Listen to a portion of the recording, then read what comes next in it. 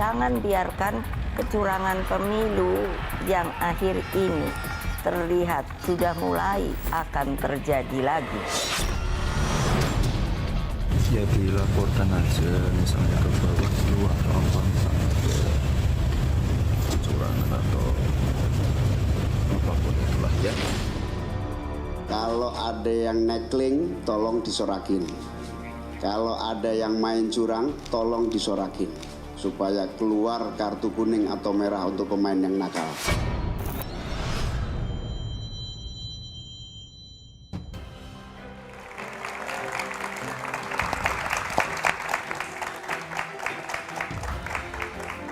Nomor urut peserta Pilpres telah diundi.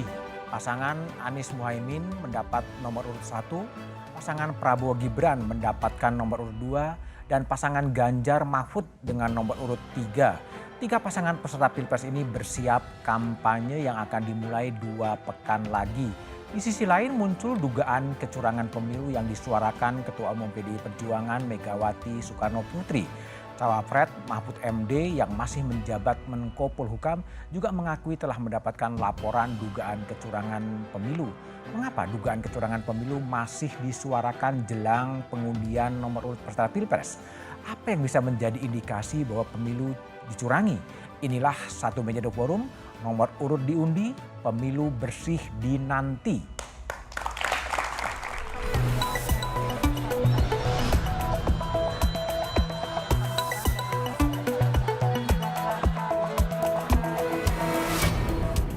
Nomor urut peserta Pilpres telah diundi.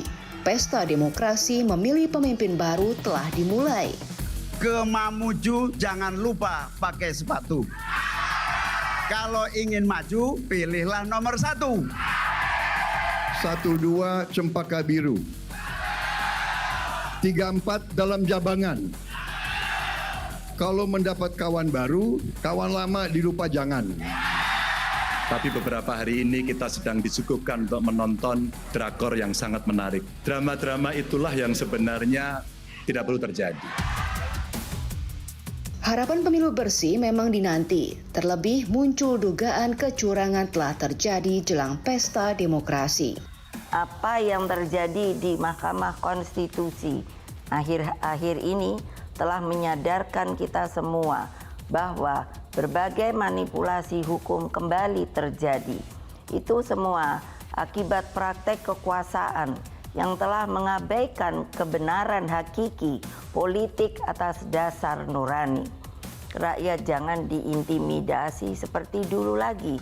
Jangan biarkan kecurangan pemilu yang akhir ini terlihat sudah mulai akan terjadi lagi. Kegelisahan dugaan kecurangan pemilu yang disampaikan Megawati mendapat tafsir makna yang berbeda.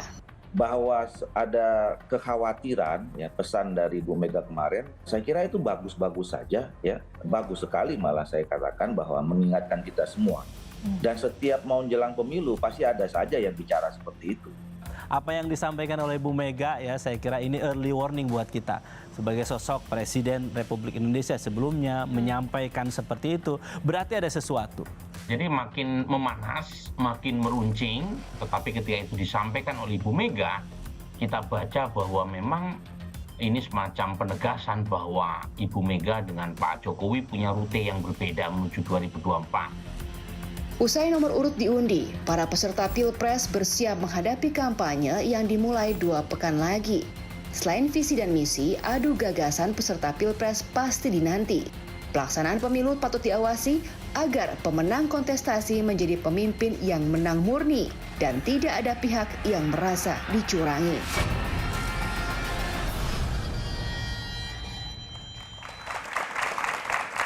Oke, di studio telah hadir dari ujung sebelah kanan Mas Sudirman Said, Ketua Pelaksana Timnas Amin. Malam Mas Dirman. Malam. Kemudian ada Mas Habibur Rahman, Wakil Ketua TKN Prabowo Gibran. Assalamualaikum. Kemudian di sebelah kanan saya ada Bang Todung Mulya Lubis, Deputi Hukum Tim Pemenangan Nasional Ganjar Mahfud. Malam. Di sebelah kiri saya ada Mbak Titi Anggraini, anggota Dewan Pembina Perludem. Malam Mbak Titi. Malam Mas. Dan di ujung sebelah kiri ada Mas Lukman Hakim Saifuddin, tokoh masyarakat. Selamat malam. Malam, sebelum saya mulai diskusi, kita coba dengar terlebih dahulu apa yang dikatakan Capres soal pemilu 2020 dan potensi kecurangan. Kalau ada pemain yang bersifat curang, tolong diteriaki supaya tidak curang. Kalau ada wasit merangkap pemain, kita foto dan kita sebarluaskan. Kalau melaksanakan pemilu yang curang, mengkhianati bangsa dan rakyat Indonesia. Saudara sekalian, diam itu bukanlah pilihan. Dan bicara, ungkapkan, dan laporkan praktek-praktek tidak baik yang akan mencederai demokrasi.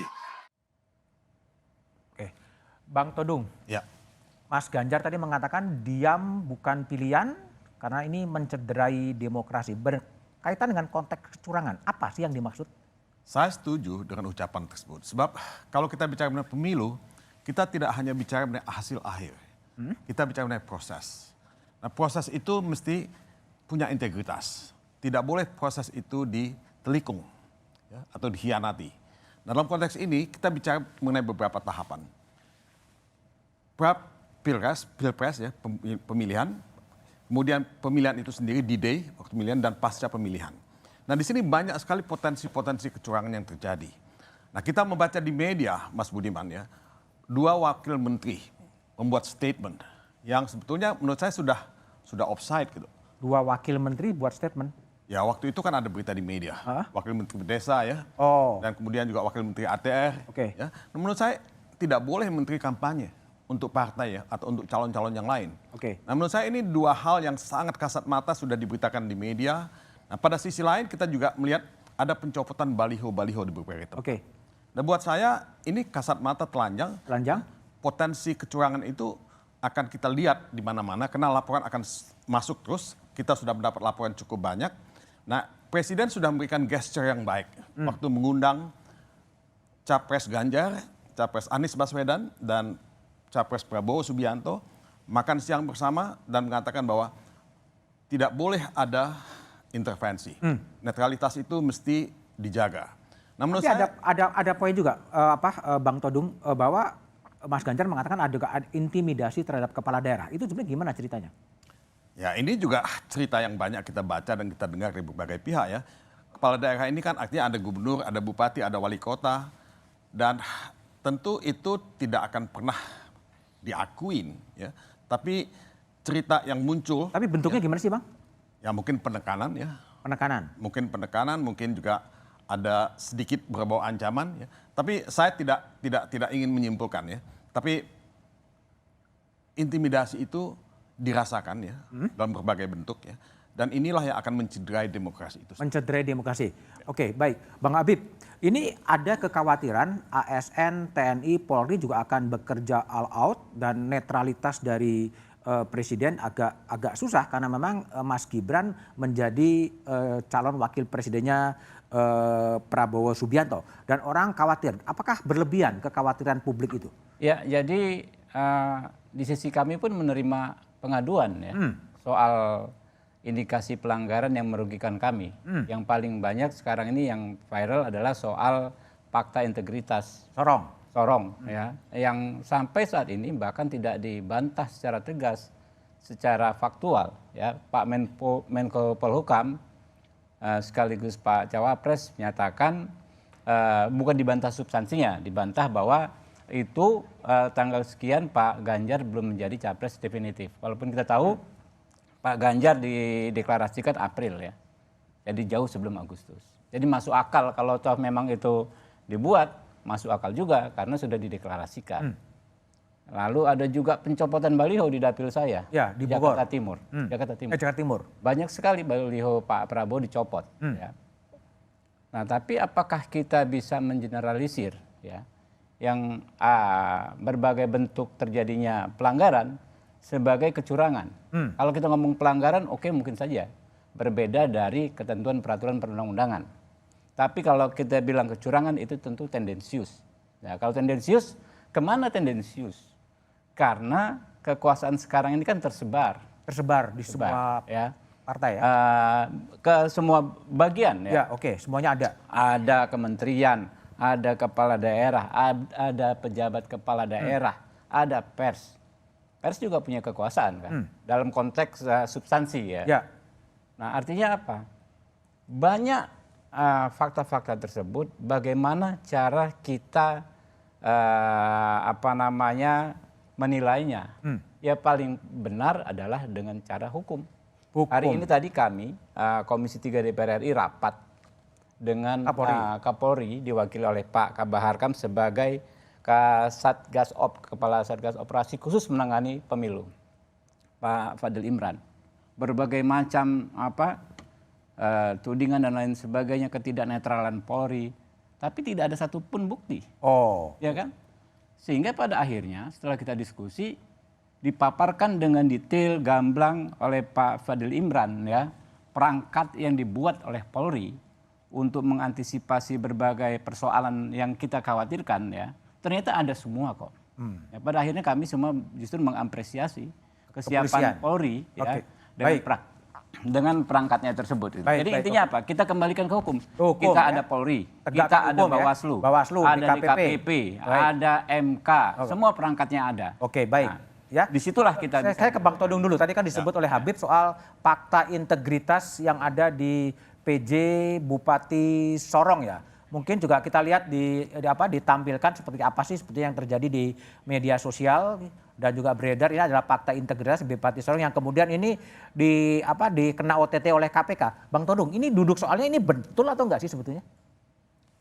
Ya, saya sih kalau sudah ada fakta integritas seharusnya kan memang tidak boleh ya ada pelanggaran sama sekali, tidak ada boleh ada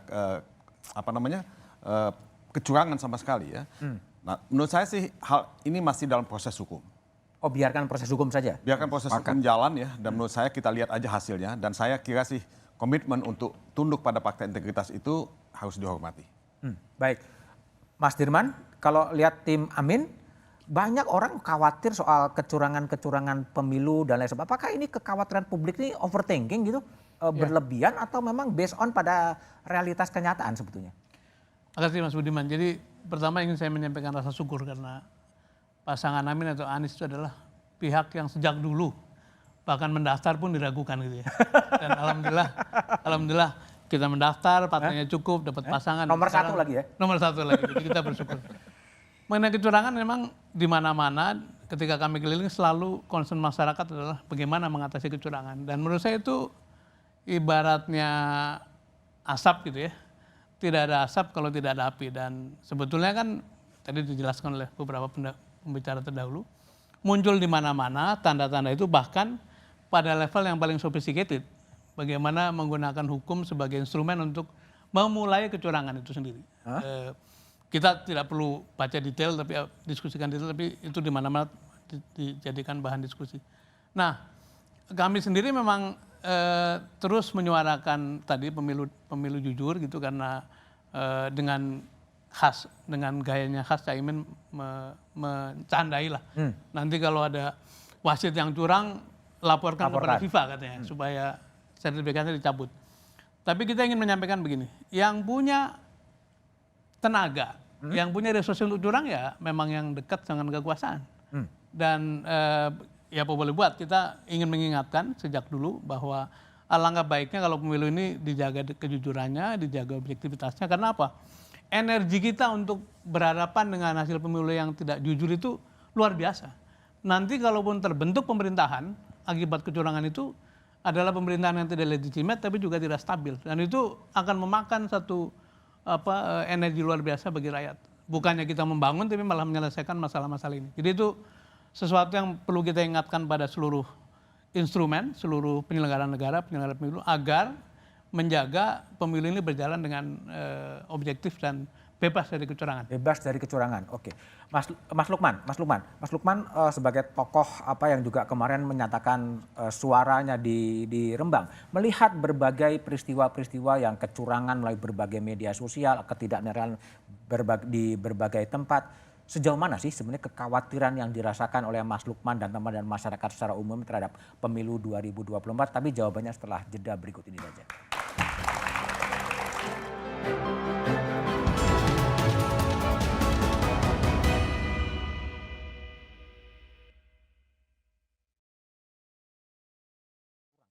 Soal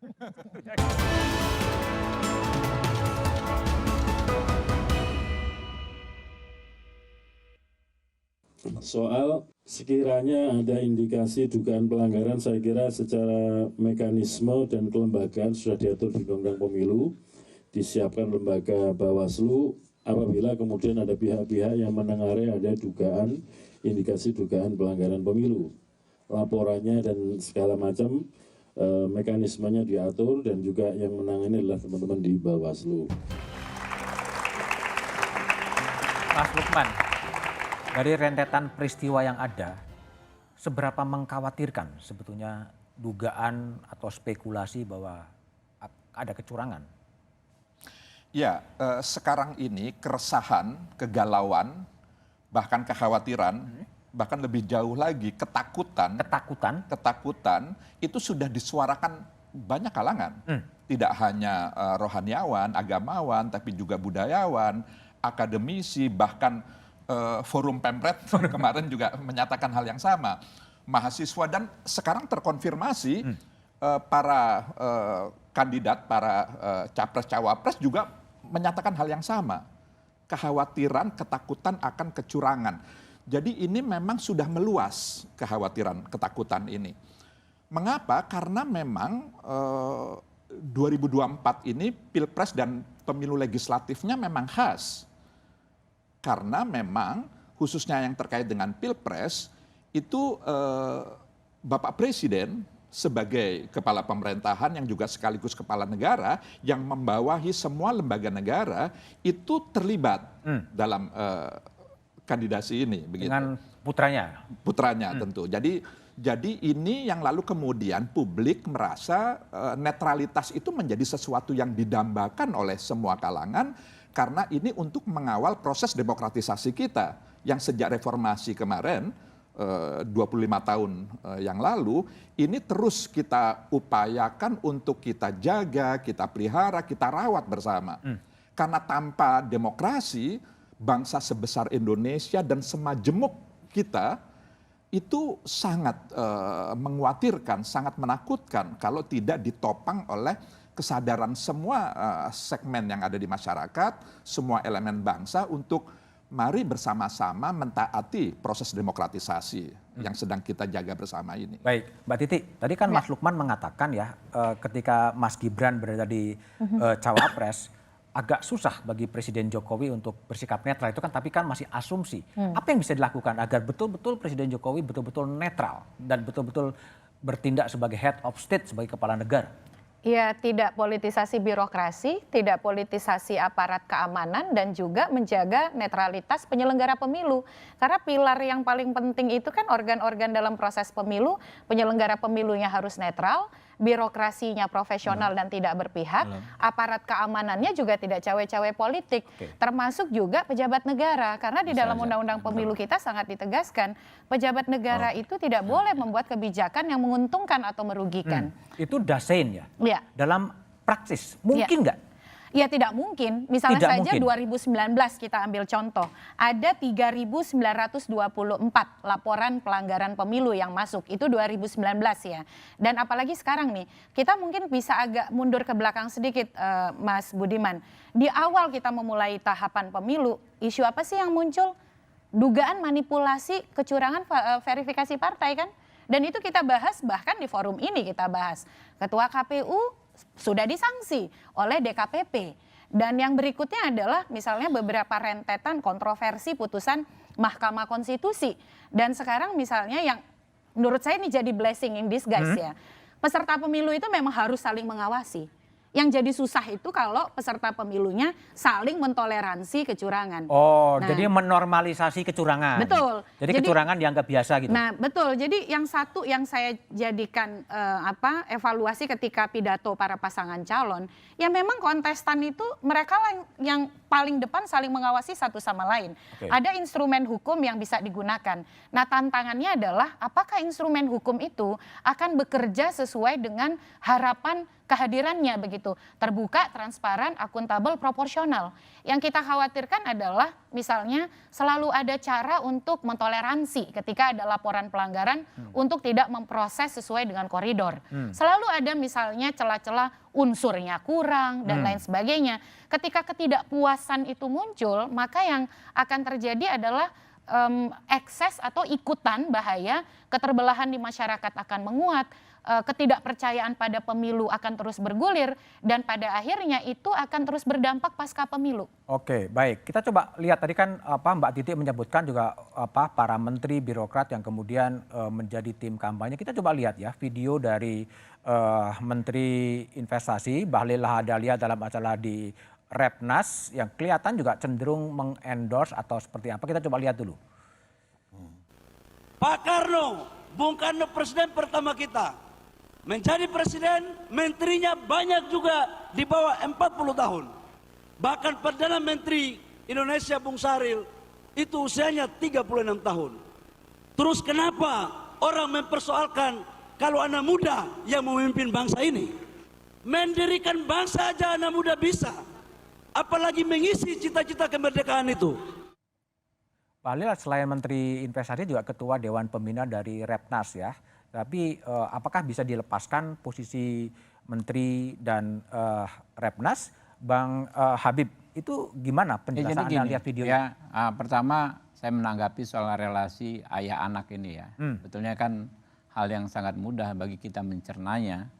Karena konstitusi kita mengizinkan bahkan seorang presiden incumbent maju sebagai presiden, calon presiden di periode keduanya. Ya, apakah dengan serta-merta itu membuktikan dia langsung melakukan kecurangan? Ya enggak juga, ya kan. Lalu kita tanya pendapat teman-teman, apa yang terjadi 2019? Apakah terjadi kecurangan? Saya pada saat itu di posisi oposisi, ya kan. Berbagai laporan kita sampaikan, ya. Seperti kata Mbak Titi, ada ribuan mungkin laporan, 3.000-an sekian kita sampaikan. Tapi kan kita tetap ada kembali kepada komitmen kita sebagai negara hukum. Ketika semua proses hukum sudah dilaksanakan, Bawaslu, kemudian Sentra Gakumdu lanjutannya, ya kan, kemudian ke MK, ke DKPP bahkan, ya. Nah, ketika semua persoalan sudah disampaikan ke sana secara formal, diperiksa secara formal, lalu diputus secara formal dan substansi, ya kita mau nggak mau harus terima konsekuensi. Tapi kalau kembali kepada video Menteri Bahlil tadi gimana? Konsekuensi pengakuan kita sebagai negara hukum. Jadi banyak kekurangan di Bawaslu, betul kata Mbak Titi, sekian ribu laporan, banyak kekurangan. Tapi bukan berarti lantas kita mau ngapain gitu kan ya? Bukan berarti kita ya sudah kita cari jalan lain selain jalan hukum, kan nggak begitu juga. Mari sama-sama kita perbaiki. Nah, tadi terkait Menteri Bahlil juga gampang mencernanya kok. Ada aturannya kok. Menteri boleh bagian dari tim pemenangan, bahkan jadi calon juga boleh. Lalu dia beraktivitas bisa di searching dengan gamblang di hari apa, ya kan ya, di jam berapa. Nah, kalau toh memang ditemukan pelanggaran, kan ada ininya, ada jalannya untuk menyelesaikan. Laporkan, gitu kan ya, ke Bawaslu, silakan, karena ada sanksinya, ya.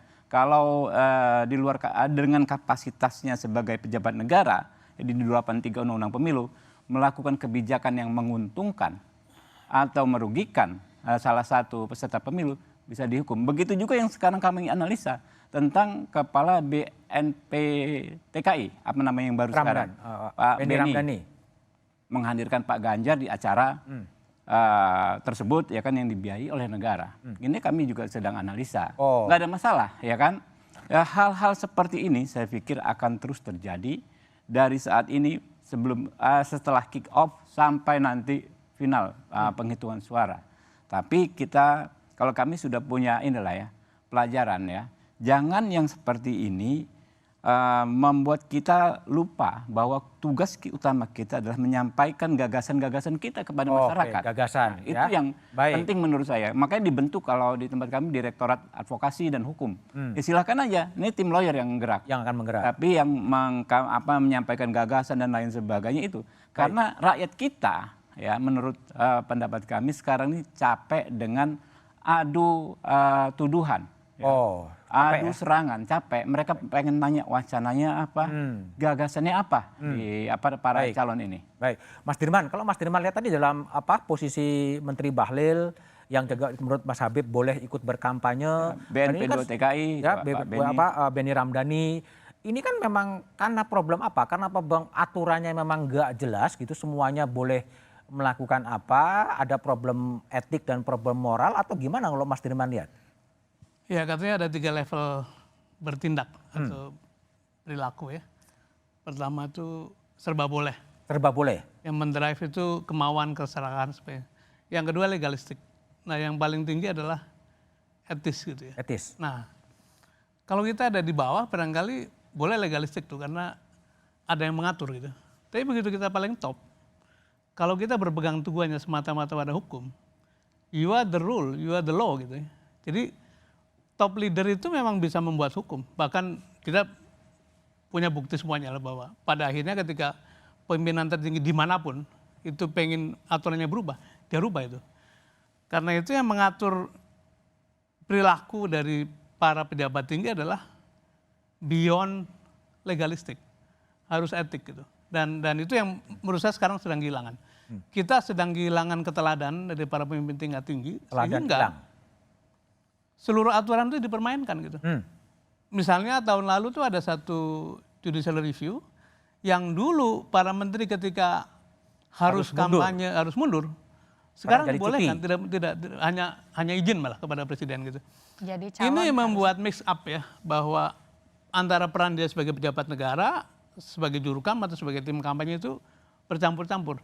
Dan memang jadi sulit dibedakan karena tadi Pak Habibur Rahman mengatakan seorang menteri bergerak kemana-mana pasti diongkosi oleh negara. Nah apakah negara itu memang punya kepatutan ketika harus membiayai satu kontestan kampanye? Ini yang barangkali perlu menjadi renungan kita bersama, bahwa kalau kita masuk pada ketinggian posisi, maka tidak cukup berpikir legalistik. Harus melampaui ketentuan legal saja, tapi pada etik dan tidak, yaitu patut atau tidak dilakukan. Dan barangkali itu menjadi PR kita untuk mengembalikan ke depan patutan itu. Bang Todung, kalau ini kan problemnya kan memang ada problem legalistik ya, ada problem etis, ada problem apapun gitu. Ini kalau capres-capres, cawapres ya, menteri-menteri kemudian berkampanye gitu kan pasti akan potensi menyalahgunakan jabatannya ada ya. Meskipun belum tentu juga ada gitu. Nah ini kan apakah memang tidak sebaik ini ada tadi yang Mas Dirman katakan gitu loh. Ya udah diatur saja, memang mundur saja dari posisi siapapun itu agar kontestasi itu bisa menjadi lebih clear. Tapi jawabannya setelah jeda berikut ini saja.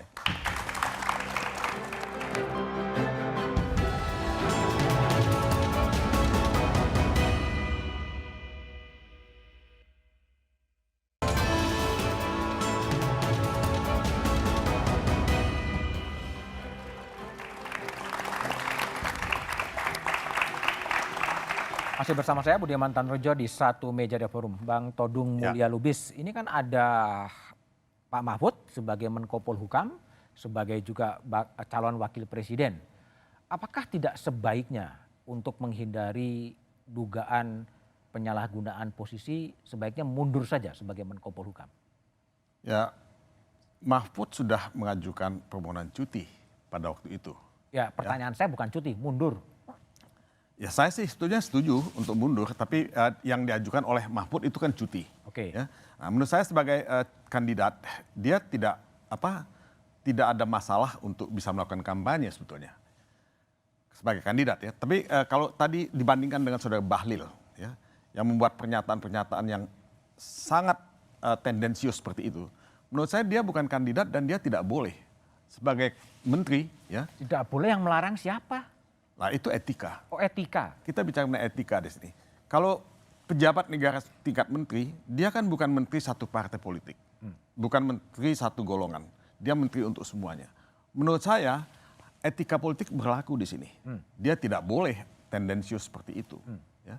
Jadi menurut saya kita ya, sebagai bangsa yang sudah memulai demokrasi tahun 1998, saya ingat pemilu tahun 1999. Kita sudah menyuarakan ini soal etika. Ya, elektoral ini. Tapi kan etika ini yang seharusnya lebih kuat, lebih dipatuhi, ini semakin lama semakin tidak dipatuhi. Makin banyak keluhan-keluhan, makin banyak pengaduan-pengaduan mengenai pelanggaran etika. Baik. Bung Bahlil, kalau tadi pertanyaan sama terhadap Bang Todung terhadap Pak Mahfud, apakah juga kemudian Pak Prabowo dan Mas Gibran sebagai wali kota Solo tidak sebaiknya mundur saja dari posisinya daripada ada dugaan memanfaatkan jabatan untuk kepentingan kampanye? Ya, menurut kami kalau ada indikasi penggunaan masa jabatan untuk kepentingan elektoral ya tinggal dibuktikan saja. Itu ada perangkatnya. Ya. Sementara hukum kita ya, yang terbit juga dengan mempertimbangkan faktor-faktor etika itu memungkinkan seorang menteri maju sebagai kontestasi. Nah soal ini, soal etis nggak etis misalnya. Saya ingin membandingkan juga dengan pernyataan terbaru Pak Mahfud terkait tadi fakta integritas. Apakah sebagai Menko Polhukam ataukah sebagai cawapres orang yang disebut dalam akta tersebut? Pak Mahfud mengeluarkan pernyataan yang menurut saya kurang pas. Ini tidak ada masalah karena ini minta tolong dikoreksi ya kalau saya salah ya. Ini nggak ada yang salah karena Pak Ganjar itu di bulan Agustus belum menjadi capres definitif.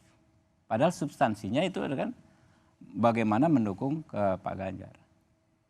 Seolah-olah ingin mengabaikan apa yang menjadi perbincangan di masyarakat. Saya tidak menganggap ini persoalan etika. Gak ada masalah gitu loh. Tapi kalau orang mempertanyakan ya kan, ya boleh juga dengan membandingkan misalnya dengan kasusnya Pak Bahlil. Tapi kita kembali, ya orang kadang-kadang mempertentangkan antara hukum dengan etika. Kalau saya tidak se-ekstrem itu. Baik. Ya, karena hukum juga terbit dengan mempertimbangkan faktor-faktor etika. Mas Lukman, mungkin Anda bisa mengambil jarak ya. Kalau kita lihat tadi kan Pak Mahfud tidak mundur, ya. Kemudian Pak Prabowo juga kemudian tidak mundur, Mas Gibran juga tidak mundur. Tapi ada juga yang menarik, orang-orang wakil Menteri BUMN, ya, Mas Rosan memilih untuk mundur daripada tidak terjadi konflik kepentingan. Mas Arsyad mundur juga sebagai ketua umum KD atau non aktif sebetulnya. Ini Anda lihatnya gimana? Apakah tidak sebaiknya kemudian agar tidak terjadi dugaan penyalahgunaan kekuasaan atau netralitas, sebaiknya memang mundur saja? Ya, saya akan menjawab itu, tapi sebelumnya saya ingin menyampaikan apa yang menjadi refleksi banyak kalangan, khususnya agamawan, budayawan, para akademisi dan banyak yang lain, sampai kepada satu kesimpulan sebenarnya kita mengalami krisis nilai. Krisis nilai? Krisis nilai. Jadi pendekatan legalistik yang selama ini digunakan itu juga problematik sebenarnya. Karena hukum lalu digunakan sebagai basis legalitas atas praktek-praktek yang sebenarnya tidak terpuji gitu. Ya kasus MK sangat telanjang sekali, sangat terbuka kan begitu. Dan banyak kasus yang lain. Misalnya di syarat caleg 30% perempuan begitu, itu kan undang-undang. Tapi lalu kemudian direkayasa bahwa muncul peraturan boleh tidak 30% caleg perempuan. Jadi banyaklah contoh-contoh. Jadi hukum digunakan sebagai landasan legalitas atas tindakan yang sebenarnya tidak baik. Nah oleh karenanya, ya nilai itu yang sekarang mengalami krisis. Jadi setiap kita khususnya penyelenggara negara memang dituntut untuk tidak hanya berbasis hukum, memang demokrasi itu diimbangi dengan nomokrasi, tapi tidak cukup hukum itu. Harus juga dibarengi dengan nilai. Jadi rasa, jadi rasa. Jadi azas kepatutan, kepantasan itu penting sekali bagi penyelenggara negara. Itu enggak utopi? Bagaimana? Dalam sesuatu sekarang apa tidak utopi? Enggak, menurut saya buktinya masih ada tadi contoh-contoh, ada pejabat yang mundur. Tadi sejumlah komisaris, sejumlah pejabat penyelenggara negara, Gubernur Lemhanas gitu, itu juga mengundurkan diri. Itu baik sekali gitu. Itu masyarakat lalu kemudian bisa menilai memang terkait dengan kepatutan kepantasan itu menjadi problematik ketika sebuah penyelenggara negara, seseorang penyelenggara negara maksud saya, apalagi menteri yang dia harus melayani semua warga negara, lalu kemudian tersegmentasi karena proses politik dia harus hanya mengurusi satu kelompok golongan tertentu saja gitu. Jadi memang itu kepekaan menurut saya. Ya, baik Mbak Titi. Ya. Ini kalau tadi posisi capres-capres yang menteri tidak mau mundur ya, terus gimana mencegah kemudian tidak terjadinya penyalahgunaan posisi dia sebagai menteri dan cuti hanya pada masa kampanye dan lain sebagainya? Iya, ini berat ya, karena kalau pembelajaran dari pemilu sejak 2004 itu sudah jadi isu. Makanya kemudian sebelum ada putusan MK, menteri yang ingin maju sebagai calon di Pilpres itu harus mundurkan diri. Tapi kan diubah. Oleh MK ya? Oleh MK, putusan 68 2022. Dan ketentuan cuti itu diberlakukan menteri yang cuti kampanye itu hanya boleh 1 hari selama 1 minggu, Sabtu Minggu dia boleh tidak ambil cuti. Yang kami temui sejak pemantauan beberapa pemilu lalu, pemanfaatan itu dilakukan dengan menyiasati. Misalnya, datang dinas hari Jumat, lalu melakukan aktivitas Sabtu Minggu, pulang Senin. Tapi kan itu dibiayai negara dalam proses aktivitas itu. Dan saya kira dalam situasi hari ini, sulit untuk mengatakan bahwa tidak akan ada penyimpangan. Karena sebelum saja itu sudah terjadi begitu. Dan jadi, MK lagi ya? Ya betul. Jadi tuntutan moral kita ya mestinya mengundurkan diri. Apalagi ini kan periode terakhir Jokowi. Mestinya program-program prioritas nasional, komitmen pembangunan yang belum dituntaskan maksimal oleh menteri-menterinya. Belum lagi kalau kita bicara menteri-menteri yang ketua umum. Dan ya sudah jadi rahasia umum bagaimana menteri-menteri yang ketua umum itu juga punya kepentingan praktis, kepentingan politik di balik keberadaan mereka. Kita mendapati data sejumlah menteri kena OTT KPK dan ada relasinya dengan kepentingan praktis, politik praktis. Jadi itu yang saya kira ini mixed feeling ya, kita campur aduk rasanya menghadapi pemilu 2024 ini. Dan kalau belajar dari data pemilu 2019, pilkada 2018, pemilu 2019, dan terakhir pilkada 2020, netralitas ASN itu salah satu pelanggaran yang paling tinggi. Dan bahkan dari kasus pemidanaan misalnya di 2019, itu ada 31 putusan soal ketidaknetralan aparatur sipil negara dan kepala desa. Baik, Mas Dirman, kalau Mas Dirman lihat tadi kan ada beda ya, ada yang memang memilih untuk mundur daripada konflik of interest ya, tetapi ya mengatakan enggak, aturannya kemudian juga tidak harus saya mundur, ngapain saya mundur gitu loh. Ini sebetulnya yang bakal terjadi ke depan akan seperti apa menurut pandangan Mas Dirman, tapi jawabannya setelah jeda berikut ini saja. Kebanyakan iklannya ini. Ini kan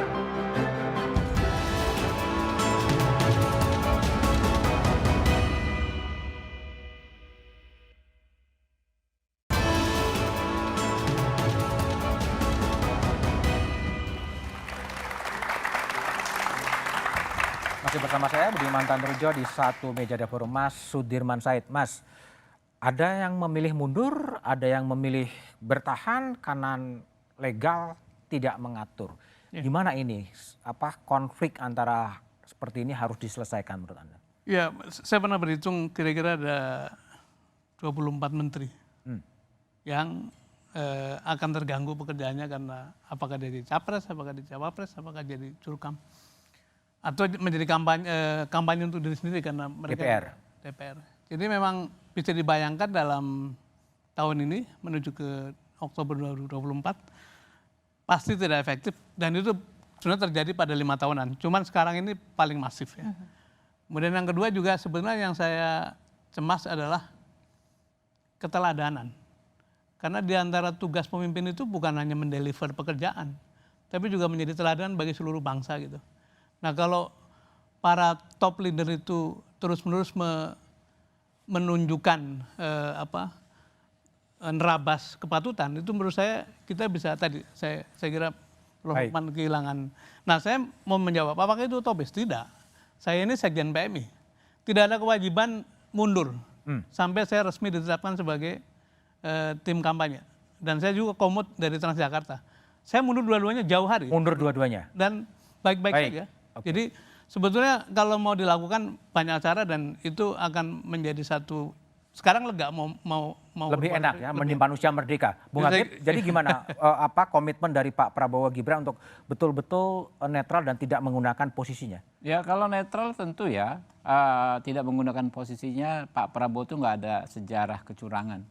Mulai 2009 2012 ketika mencalonkan Pak Jokowi, 2014, 2019 yang ada disebut orang dicurangi. Ya, itu satu komitmen moral. Tapi kalau soal kepantasan itu kan akan menjadi sangat subjektif. Mohon maaf, Mbak Ida Fauziah menteri bukan Pak ya? Menteri. Ida Fauziah, sorry ya, menteri. Ya kan dari PKB yang mendukung Amin. Standar etika, standar kepantasan Mbak Ida Fauziah dengan yang dipegang oleh senior saya Pak Sudirman Said, apakah sama gitu kan? Belum tentu. Saya di sini juga ingin bisa memahami, mungkin yang dipahami oleh Mbak Ida Fauziah bahwa memang dia diberikan amanah, ya, kepercayaan, dia harus menjalankan tugasnya. Tetapi kan yang paling menggelitik pertanyaan saya, konstitusi kita kan kembali lagi mengatur presiden boleh maju kok, orang yang paling powerful, paling pegang kekuasaan, ya, boleh maju kembali sebagai presiden incumbent kok, gitu loh. Nah inilah salah satu yang menjadi pertimbangan kalau saya sempat baca, ya, putusan Mahkamah Konstitusi yang membolehkan menteri maju banyak. Jadi boleh. Putusan itu jangan dianggap sebagai sesuatu yang hasil secara pragmatis. Baik. Seburuk apapun putusan Mahkamah Konstitusi harus ada pertimbangannya, bukan pertimbangan, ada pertimbangannya. Ya. Perkara kita setuju atau tidak lah, itu yang ada. Baik, Bang Todung. Jadi gimana? Jadi posisi seperti sekarang agar Pak Mahfud sebagai Menko Polhukam, sebagai Ketua Umum Kompolnas gitu, dalam posisi seperti sekarang gimana? Yang pasti kan sebagai Menko Polhukam dia sudah mengajukan permohonan cuti. Iya, cukup cuti menurut Anda? Ya tentu tidak cukup. Kalau saya pribadi ya, saya ingin melihat ya apa yang dilakukan oleh Bung Sudirman Said itu sebagai satu teladan. Tapi kan rule-nya masih memungkinkan itu. Nah, karena aturannya masih memungkinkan itu, dia masih bisa melakukan ya menjadi cawapres dan melakukan kampanye ya, untuk kepentingan dia dan kepentingan partainya, dan untuk kepentingan rakyat Indonesia. Nah, persoalannya adalah pengawasan. Pengawasan ini kata kunci gitu. Bawaslu ya, KPU dan semua lembaga-lembaga penyelenggara pemilu itu betul-betul mesti efektif. Nah, kita tidak punya pemantau yang sangat masif seperti tahun 1999 ketika kita punya Anvel. Waktu saya memimpin Anvel dulu kita punya 100.000 lebih pemantau. Nah, kita juga tidak bisa mengharapkan pemantau dari luar negeri untuk datang sekarang ini. Itu agak sulit mendapatkan itu. Jadi ini kata kuncinya dan menurut saya ya pengawasan ini kalau tidak efektif akan banyak kecurangan. Baik. Mbak Titi, ini nasib rakyat gimana? Kalau tadi Mas Dirman mengatakan bahwa 24 menteri akan terpecah konsentrasinya, mikir kampanye presiden, mikir dirinya sendiri, terus kita harus ngapain ya? Iya, bedanya di antara 3 pasangan calon ini walaupun mereka mengawal dan ingin memastikan tidak ada kecurangan, tapi kan tetap saja ada kepentingan elektoral di situ. Nah oleh karena itu harus ada pihak yang di tengah. Makanya saya selalu bilang dan kami mengkonsolidasi diri di antara masyarakat sipil, kita pun harus melakukan aktivisme yang sama. Jadi aktivisme hukum untuk mengawal proses, membangun sel-sel untuk saling memproteksi, untuk berani juga ikut melaporkan. Dan yang kedua adalah membangun gerakan sosial tadi. Bagaimana untuk terus bersuara di tengah misalnya kemampuan teknologi, media sosial dan lain sebagainya. Dan yang terpenting Mas Budiman adalah media. Media harus jadi bagian dari gerakan rakyat ini. Dan saya kira soal misalnya keterlibatan dunia internasional, jejaring internasional teman-teman pemantau pun selalu melihat Indonesia ini sebagai masa depan demokrasi. Masa depan demokrasi. Jadi pertaruhannya terlalu mahal kalau kemudian kita gadaikan di 2024. Baik, Mas Lukman, kalau boleh saya simpulkan, setuju nggak? Rakyat bakal orakopen. Karena semua menterinya sibuk kampanye pilpres dan orakopen itu maksudnya nggak terurus. Nggak terurus. Iya. Gimana? Iya bisa jadi dan itu yang menakutkan kita semua. Oleh karenanya 2 menurut saya yang bisa dilakukan. Para penyelenggara negara itu sendiri, mereka-mereka yang mendapatkan mandat amanah untuk menyelenggarakan negara ini dengan baik, itu yang terlebih dahulu harus memulai dari diri sendiri. Tadi ini kan pemilu bersih itu ya. Tadi sebenarnya bisa ada orang-orang seperti Pak Sudirman Said, ada banyak yang bisa memberikan teladan gitu. Nah, itu yang harus ditularkan. Jadi mereka harus memulai dari diri mereka sendiri.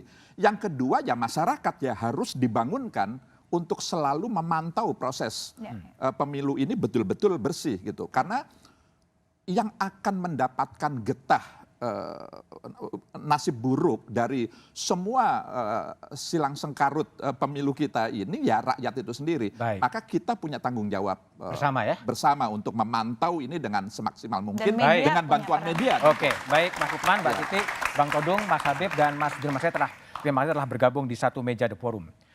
Awal kontestasi pemilu presiden 2024 diawali drama di Mahkamah Konstitusi. Pernyataan elit pemerintah dan harapan capres soal netralitas atau ketidakberpihakan aparat terhadap kontestan pemilu ditanggapi skeptis. Butuh komitmen tinggi agar netralitas benar-benar terjadi di lapangan. Kontestasi pemilu selayaknya mengedepankan moralitas dan etika dan bukan hanya semata pertarungan elektoral agar pemilu punya kredibilitas dan nama baik bangsa dipertaruhkan. Tetap saksikan Kompas TV untuk mengupdate informasi seputar pemilu hanya di Kompas TV, independen terpercaya. Sampai jumpa pekan depan, selamat malam dan terima kasih.